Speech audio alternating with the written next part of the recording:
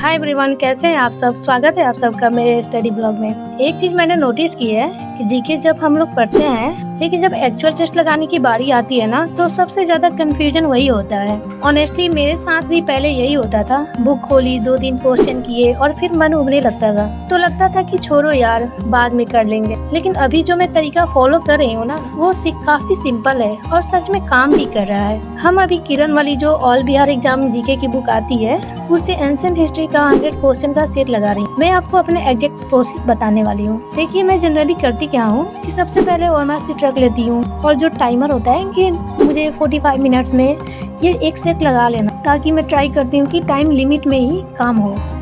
फिर बिना ज़्यादा सोचे सीधे सवाल पे जंप करती हूँ। एक एक क्वेश्चन उठाती हूँ, जो आता है उसे बिना टाइम वेस्ट किए डायरेक्ट टिक कर किया और आगे बढ़ गई। जो थोड़ा डाउटफुल लगता है ना, उसमें 5 से 10 सेकंड रुक कर रिकॉल करने की कोशिश करती हूँ। और जो बिल्कुल नहीं आता उसे या तो छोड़ देती हूँ या फिर कभी कभी हल्का सा गेस कर लेती हूँ। क्योंकि देखिए, बिहार दरोगा के एग्जाम में निगेटिव मार्किंग बहुत कम होती है, तो वहाँ थोड़ा रिस्क लेना जरूरी हो जाता है। इसलिए मैं अभी से प्रैक्टिस कर रही हूँ कि एग्जाम हॉल में कैलकुलेटर रिस्क कैसे लेना है। लेकिन हाँ, हर क्वेश्चन अटकने से बेहतर है कि आप अपने फ्लो में रहें। और एक चीज़ का मैं हमेशा ध्यान रखती हूँ कि बीच में उठना नहीं है, ना फ़ोन के लिए, ना किसी भी चीज़ के लिए, और ना ही कोई डिस्ट्रैक्शन। क्योंकि एक बार अगर फ्लो टूट गया ना, तो वापस वो कंसंट्रेशन लाना बहुत मुश्किल हो जाता है। तो आज का जो सेट था, उसे मैं लगभग 20 से 25 मिनट में कंप्लीट कर ली थी।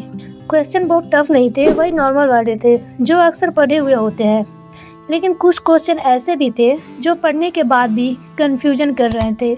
ऑप्शंस देखकर डाउट होने लगता है, ये होगा या वो होगा। और यही वो जगह है जहां असली काम आती है। पूरा सेट कंप्लीट करने के बाद जब मैंने उसे चेक किया, तो मेरा स्कोर 100 में 72 आया। मतलब डिसेंट है, लेकिन सच बोलूँ तो मैं खुद से थोड़ा और बेटर एक्सपेक्ट कर रही थी। क्योंकि सिर्फ टेस्ट लगा लेना ही काफ़ी नहीं होता है, उसका एनालिसिस करना, डिटेल्स में जाना सबसे इम्पोर्टेंट पार्ट है। अब नेक्स्ट टाइम जब मैं ये टॉपिक पढ़ूंगी, तो उन पॉइंट्स पर थोड़ा एक्स्ट्रा फोकस करूंगी जहाँ इस बार मिस्टेक हुई है। अगर आप भी अभी तैयारी शुरू कर रहे हैं, तो एक छोटी सी एडवाइस दूंगी, एक ही दिन में 100 क्वेश्चन का बोझ मत उठाइए।